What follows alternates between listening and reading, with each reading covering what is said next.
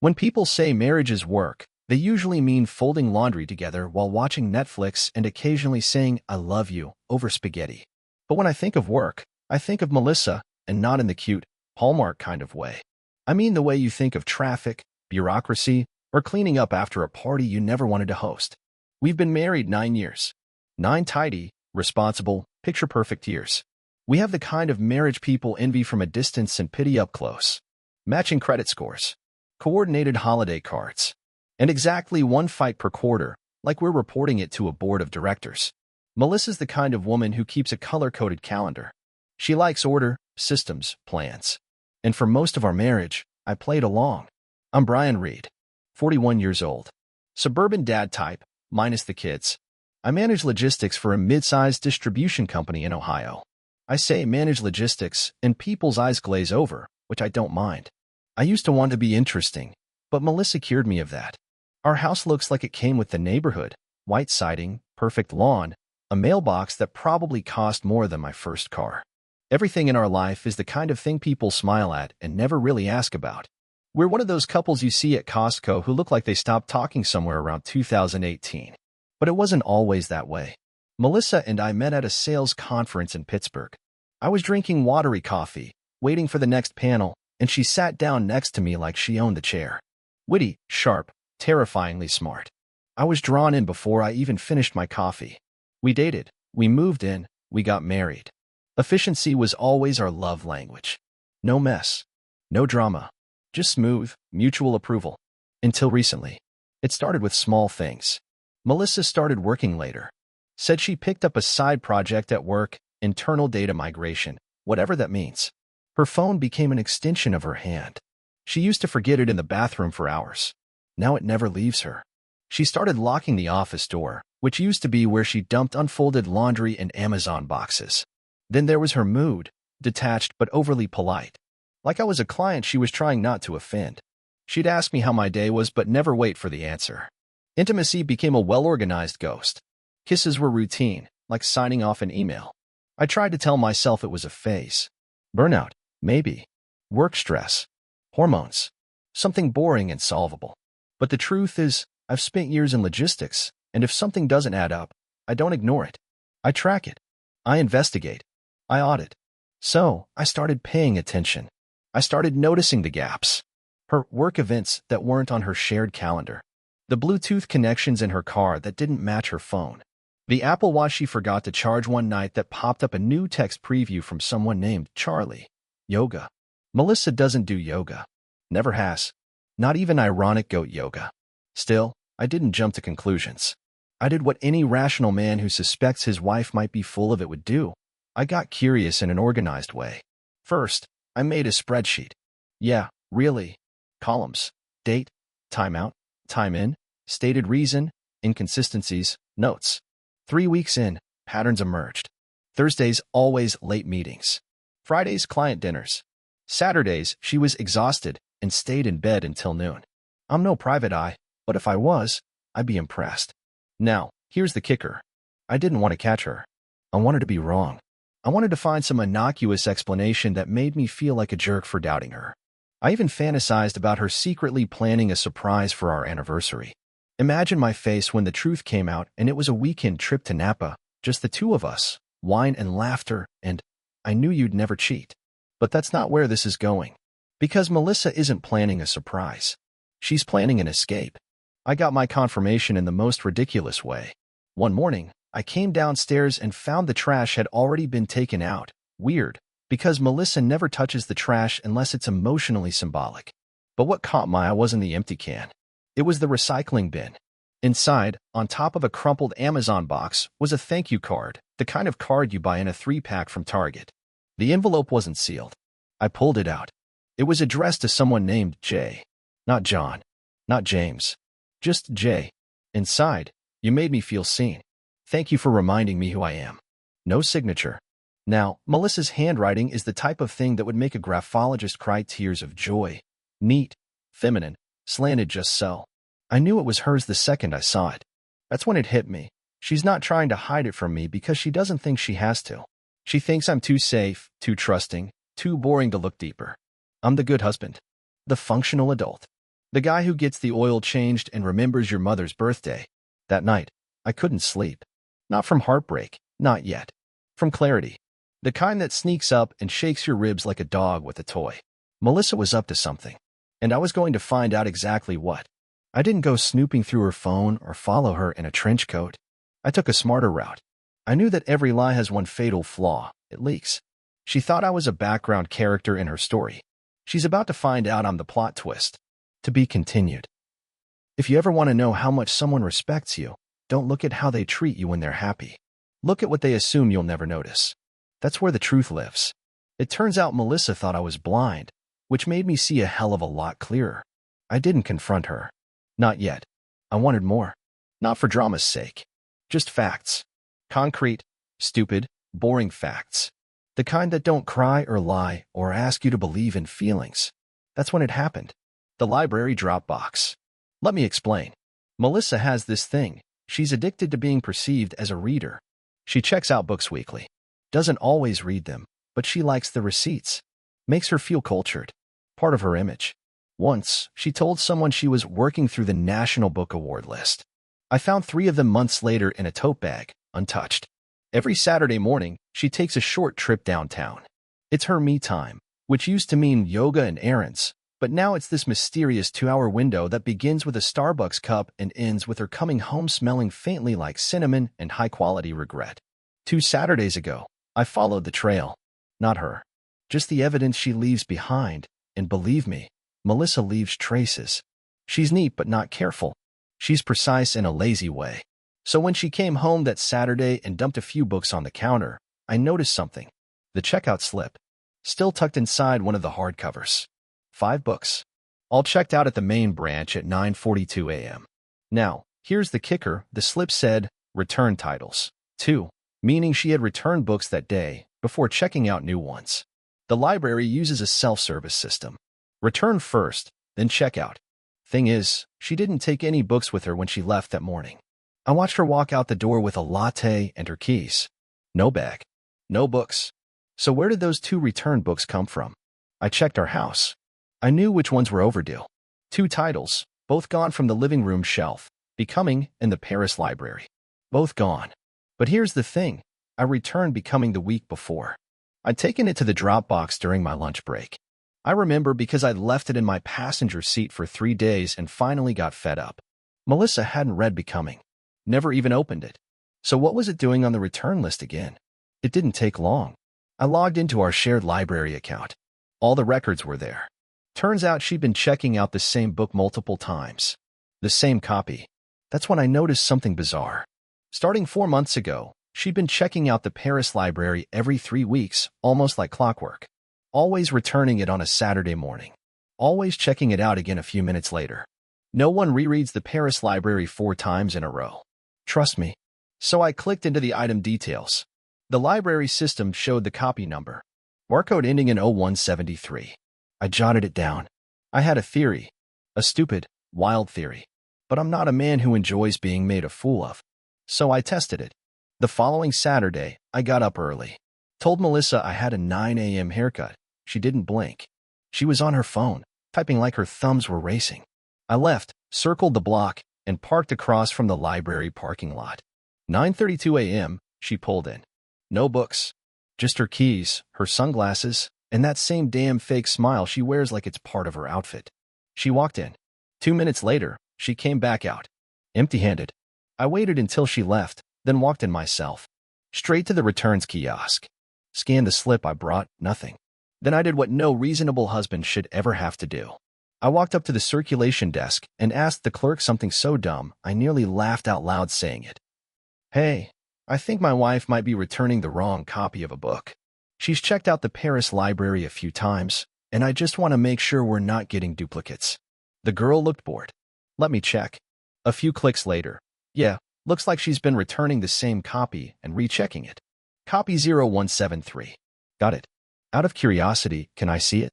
She gave me a look, but handed it over. I took the book, opened it to the back. There it was.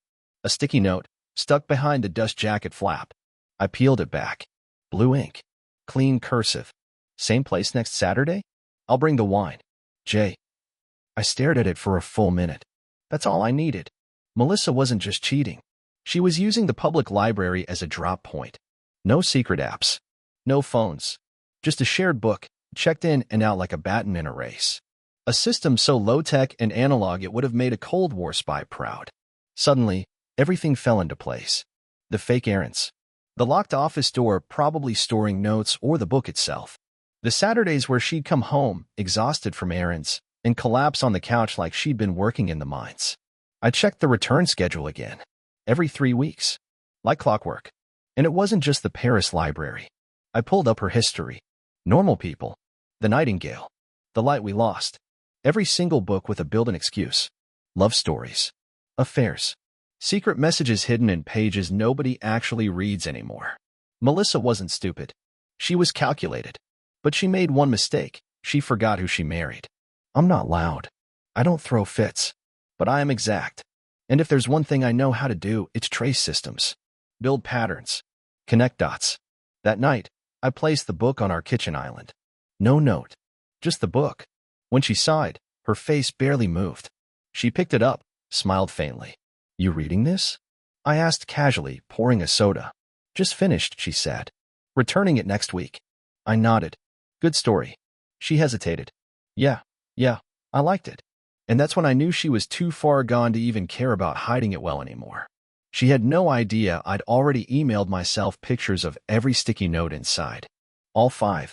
The one that broke me was the one written in pencil, probably in a rush. I dreamed about you again. This time you stayed. That's the one that made it real. Not the intimacy. Not the lies. The fact that she was dreaming about this guy. And writing it down. For him to read. In a public building. Like I was the idiot still mowing the lawn and cleaning out the gutters for someone who didn't even have the decency to make her betrayal interesting. Well, she wanted to live in a story. She's about to get the ending she didn't see coming. I waited until Sunday. Why Sunday? Because that's when Melissa lets her guard down. Sundays are her reset days, as she calls them. Her version of church is yoga pants, lukewarm coffee, and spreadsheets no one asked her to make. She wears her house robe like armor and spends the day pacing around, checking things off an imaginary list of domestic duties that mostly involve moving the same items to different locations. I cleaned the house. Not out of spite. Just out of clarity. Clean house, clean mind. Then I made sure everything was exactly in place, the library book on the counter, the envelopes arranged, the sticky notes alphabetized and scanned into a tidy folder on my desktop. I had receipts. Timestamps. The kind of hard proof that even the best liar would have to blink at. She walked into the kitchen holding a mug that said Boss Lady on it, the one her coworkers got her 3 Christmases ago. She gave me a nod, the kind married people give each other when they've run out of new things to say. Then she noticed the book. Again. This time, she picked it up more slowly, like it had a pulse. You forgot to return it yesterday, I said. Oh, she said, casual as ever. I thought I did. Guess not. Weird. She opened the cover. I watched her closely. No twitch. No gasp. Just one tiny movement, her thumb brushing the inside flap where she usually hides the notes. Gone. I let her flip the pages in silence. I took them out, I said, setting my phone on the island. Scanned them too. Want to see? There was a pause. A real one this time. She didn't look at the phone. She didn't speak. She didn't bolt. She just slowly closed the book like it had insulted her. Then she took a sip of coffee. So I continued. 5 notes. All handwritten. Pretty romantic stuff, considering you haven't written me a note since we bought the house. Brian. No, let's not do the name thing. That's your stalling move. Like when you fake empathy in meetings. She pressed her lips together, breathing through her nose like she was trying not to break into a monologue. I'm curious, I said. Did you 2 pick the books together? Or was that just your job, being the literary courier for your little book club of betrayal? Stop. I repeated. This is me stopping. I haven't thrown anything. I haven't yelled. I even made coffee. I didn't want this. Didn't want what, Melissa? To get caught? Because you sure as hell didn't act like someone who was burdened by guilt. You were methodical. The library routine? The same copy of the Paris library checked out 5 times? I work in logistics, Melissa. You left a paper trail so lazy it's insulting. She finally sat down. Same chair she always used. Elbows on the table like this was some difficult conversation she needed to emotionally center herself for. I was lonely, she said. You stopped paying attention. You checked out years ago. I smiled. That was her opening defense. The "you made me do it" card. Right? I said. I didn't plan enough date nights. I got too boring. I stopped surprising you. The classic American husband trap. It's not about date nights. It's about presence. You live in the same house, but you're elsewhere. Always elsewhere. And you thought the solution was to communicate your feelings through secret notes to a man named Jay? And before you try to say it was harmless, you used phrases like, "I dreamed about you again." I don't think that counts as harmless unless you're 10 and passing notes in math class. Her eyes flicked toward the phone again. Not to check the time, to see if I was recording. I'm not going to post this on Facebook, I said, catching the glance. I'm not interested in winning points. I'm interested in truth. Melissa put down her mug. Okay, she said. You want the truth? I raised my eyebrows. Melissa, I've had the truth for weeks. I just want to hear you say it. Without marketing jargon. Without a motivational post or quote tacked on the end. She didn't speak. That's what I thought, I said. You've got nothing. Fine. You want it? Yes, I've been seeing someone. His name is Jeremy. We met at a local writers' event. I liked talking to him. I liked how I felt. It wasn't planned. It just happened. It just happened, like food poisoning or black ice. Got it. You stopped looking at me, Brian. For years. You used to light up when I walked into a room. You used to hold my face when we kissed. Now you can't even remember to ask how my day was. Because your day became a closed-door meeting with someone else. She winced. Finally. A hit. I don't know how to make you understand, she said. You don't need to make me understand, I said, standing up. You need to start packing. What? You're going to leave. Not tonight. Not with drama. You'll do it next weekend. Quietly. I'll go stay with my brother. You can get your things in peace. You can keep the mugs, the bath towels, even the book club membership. That's not how this works. Oh, you think you're in control of how this works? I made a mistake. No.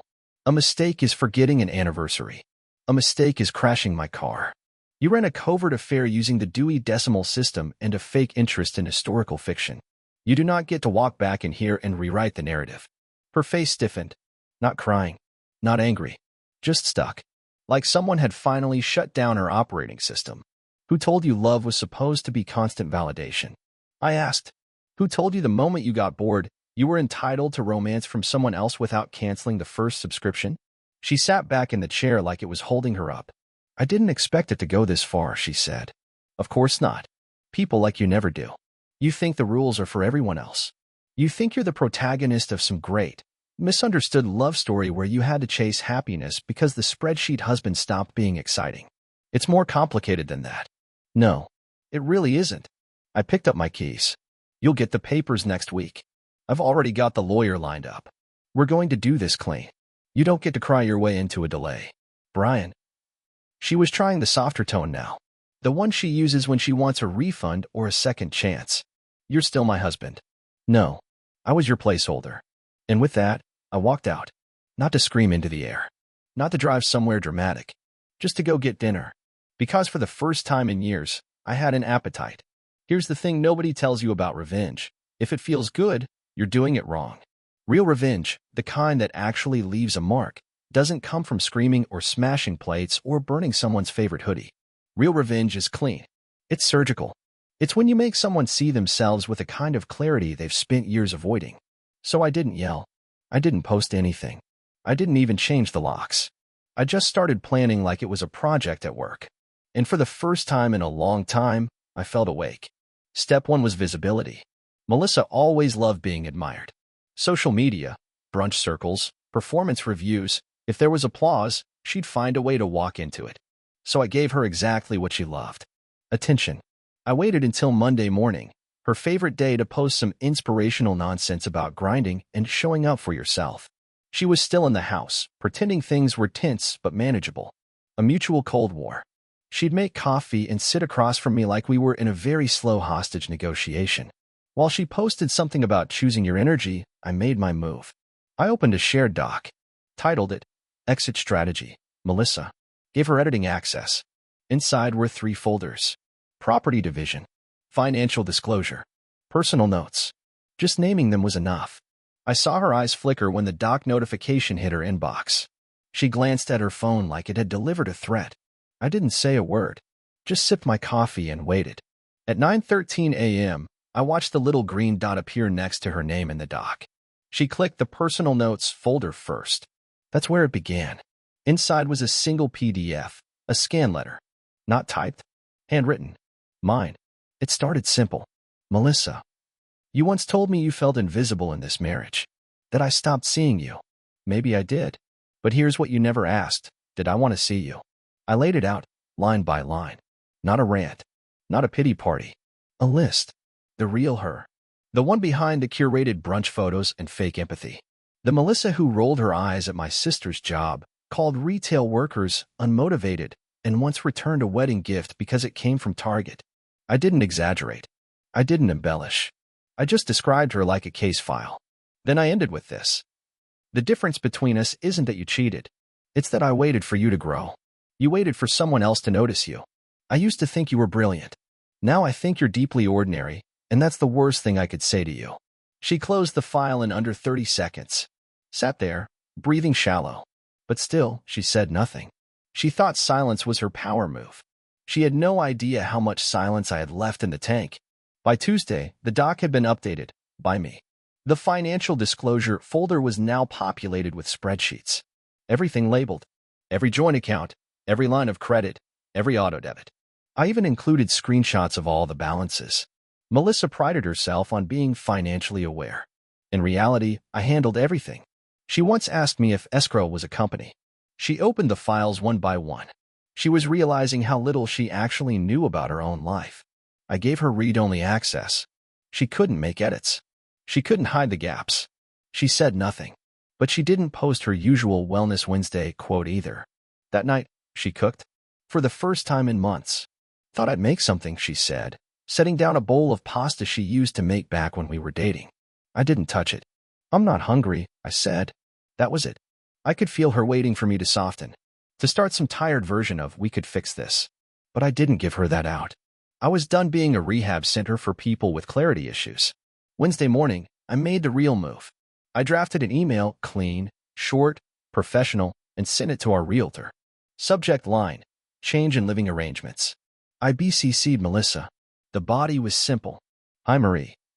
I'll be moving forward solo on any real estate decisions.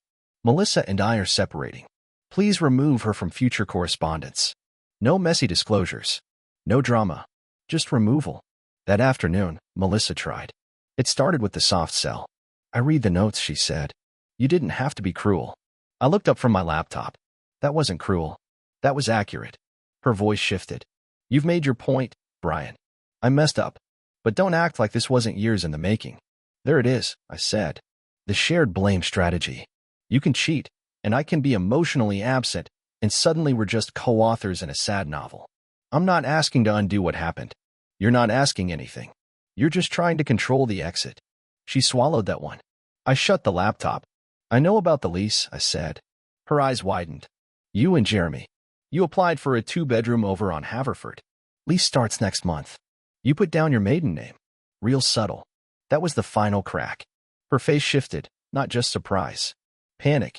How? I've worked with realtors for 15 years. You think I can't get a phone call returned?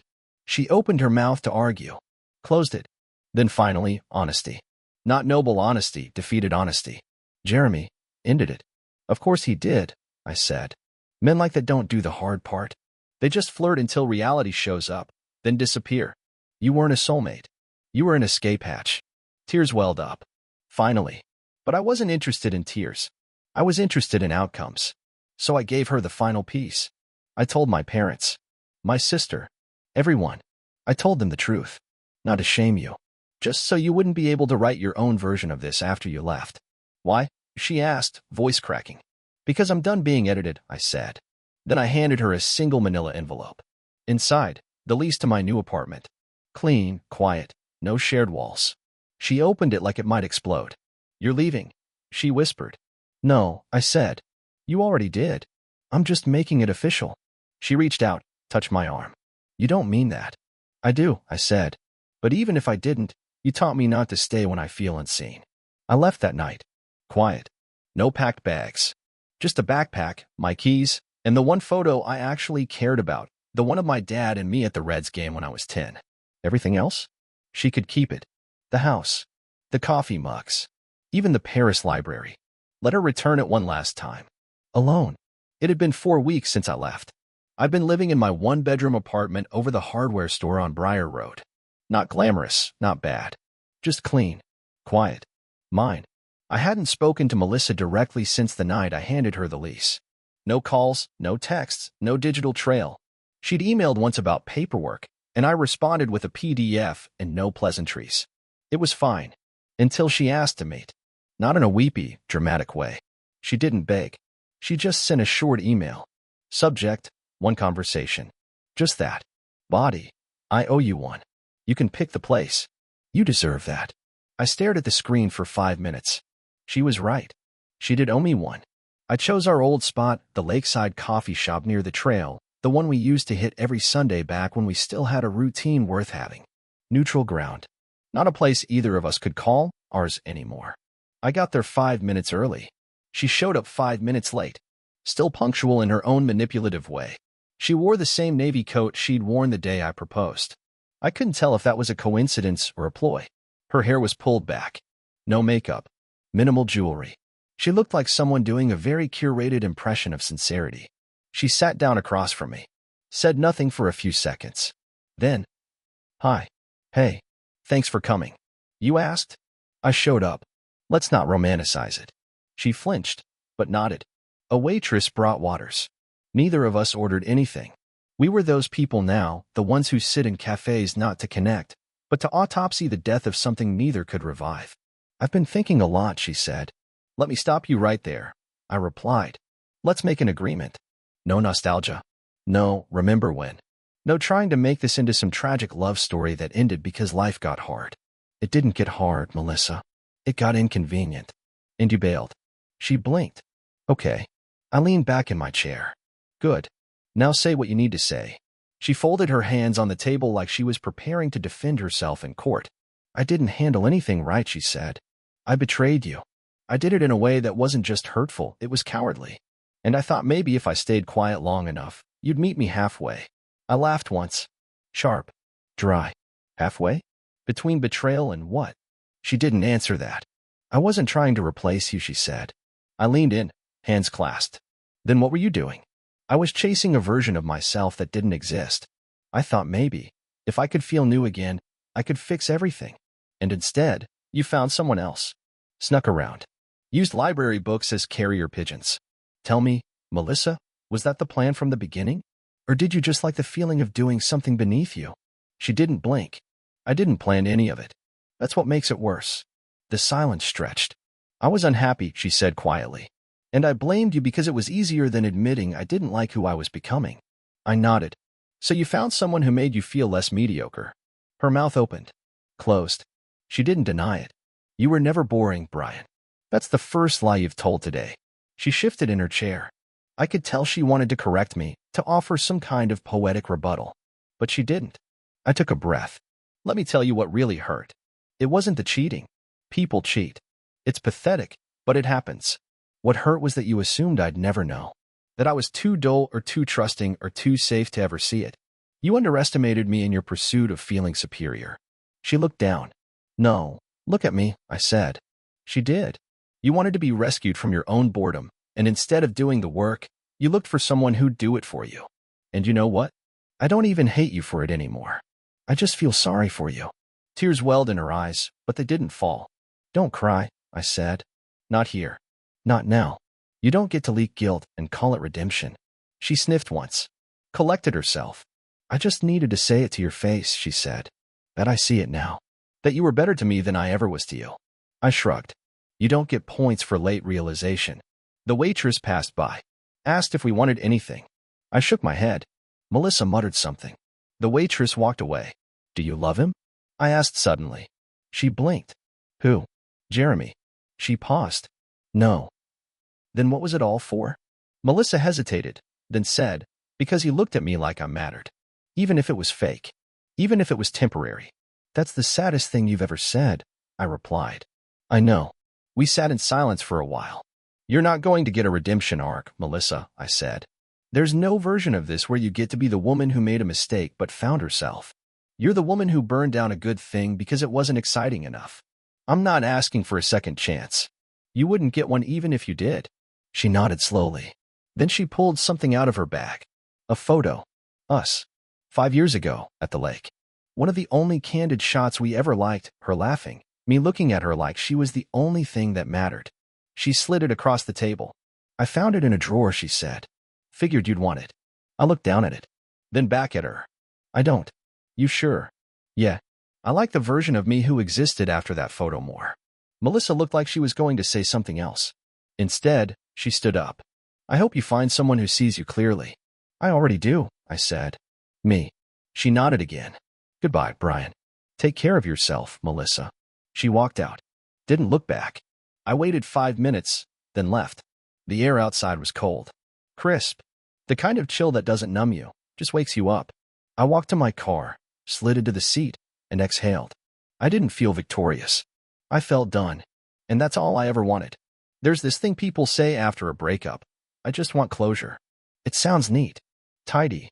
Like there's a form you fill out, some invisible committee stamps it, and then poof, your pain is processed, your memories boxed, and your dignity intact. But the truth is, closure doesn't show up all at once. It drips in slowly.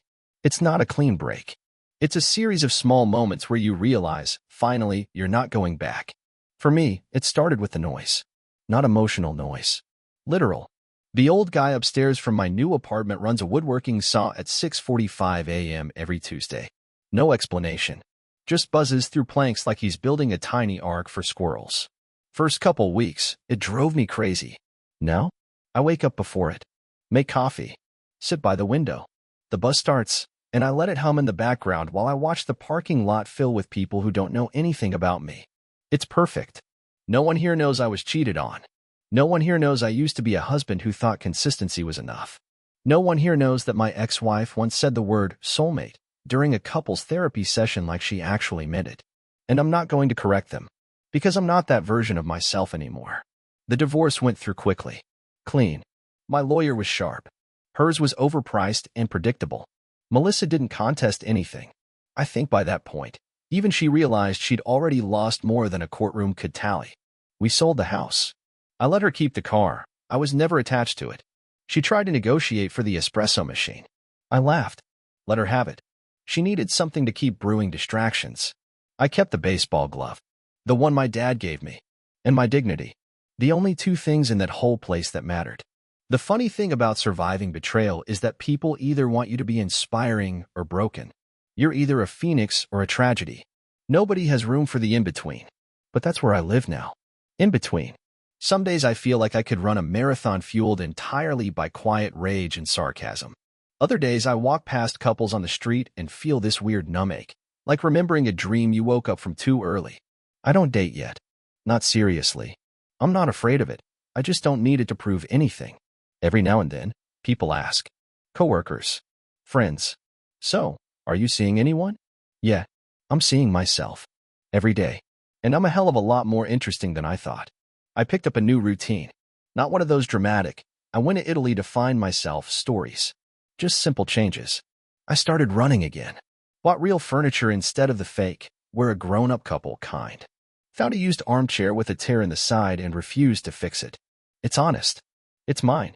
I don't stalk Melissa's social media. I blocked her across the board the day the divorce finalized. Not out of anger. Out of self-respect. Watching someone spiral isn't healing. It's voyeurism. People say forgiveness is about letting go of the anger. But for me, forgiveness was about letting go of the need to care. She sent one last email, about a week after everything was finalized. Subject line, if you ever want to talk. I marked it as read and left it alone. I'd already said everything that needed saying.